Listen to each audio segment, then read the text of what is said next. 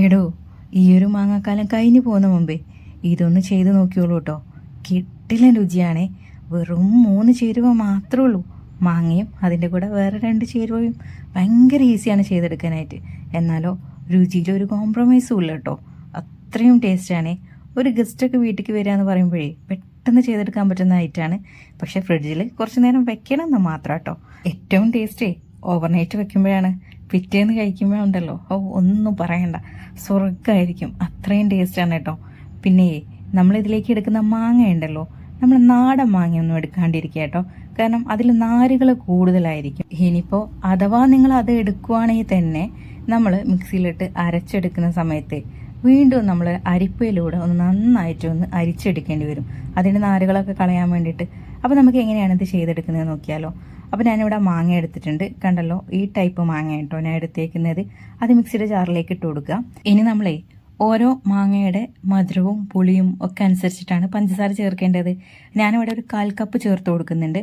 കൂടെ തന്നെ ഒരു 2-3 ടേബിൾ സ്പൂൺ പാൽപ്പൊടി ചേർത്ത് കൊടുക്കുക കേട്ടോ. ഇത് തികച്ചും ഓപ്ഷണലാണ്. ഇതില്ലെങ്കിൽ നിങ്ങൾക്ക് ഒഴിവാക്കാവുന്നതാണ്. ഇതവിടെ നിൽക്കട്ടെ. നമുക്കിനി വേറൊരു ബൗൾ എടുക്കാം. ബൗൾ നല്ലപോലെ ഡ്രൈ ആയിരിക്കണം കേട്ടോ. ഇതിലേക്ക് വിപ്പിംഗ് ക്രീം ചേർത്ത് കൊടുക്കാം. ഈ ഒരു അളവിലേക്ക് നമുക്ക് 1/4 കപ്പ് മുതൽ 1.5 കപ്പ് വരെ വിപ്പിംഗ് ക്രീം എടുക്കാം കേട്ടോ. വിപ്പിംഗ് ക്രീം എടുക്കുന്ന സമയത്ത് അതിൽ ഈ ഐസ് കട്ടകളൊന്നും ഇല്ലാതിരിക്കാനായിട്ട് ശ്രദ്ധിക്കുക.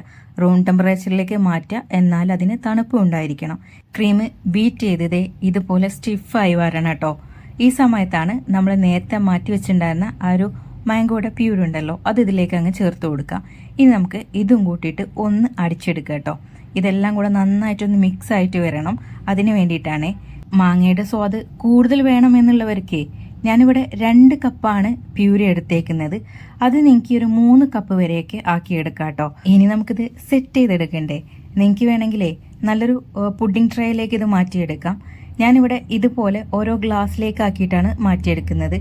ഇത് ഗസ്റ്റിന് വേണ്ടിയിട്ടാണ് ഞാൻ ചെയ്തെടുക്കുന്നത്. അതുകൊണ്ട് തന്നെ ഓരോ ഗ്ലാസ് നമുക്ക് കൊടുക്കാൻ പറ്റും ഇങ്ങനെ ചെയ്യുമ്പോൾ.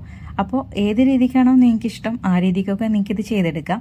ഇതങ്ങ് തണുപ്പിച്ചെടുക്കുക കേട്ടോ. ഞാൻ നേരത്തെ പറഞ്ഞ പോലെ ഓവർനൈറ്റ് ആക്കി എടുക്കുവാണെങ്കിൽ കുറച്ചുകൂടെ ടേസ്റ്റി ആയിരിക്കും. ഞാനിത് അത്രയും സമയം കൊടുത്തിട്ടില്ല, ഒരു 4 മണിക്കൂറൊക്കെ ഇതിന് കൊടുത്തിട്ടുള്ളൂ കേട്ടോ. അപ്പോൾ നല്ല പോലെ തണുത്തിട്ട് ഇത് കഴിക്കണം. നല്ല അടിപൊളിയാണ്. പിന്നെ ഇതിൽ ഡെക്കറേഷനൊക്കെ നമ്മുടെ ഇഷ്ടമാണ്. ഞാനിവിടെ മാങ്ങയുടെ പീസ് വെച്ച് കൊടുത്തിട്ടുണ്ട്. കൂടെ തന്നെ കുറച്ച് ഡെസിക്കേറ്റഡ് കോക്കനട്ട് കേട്ടോ.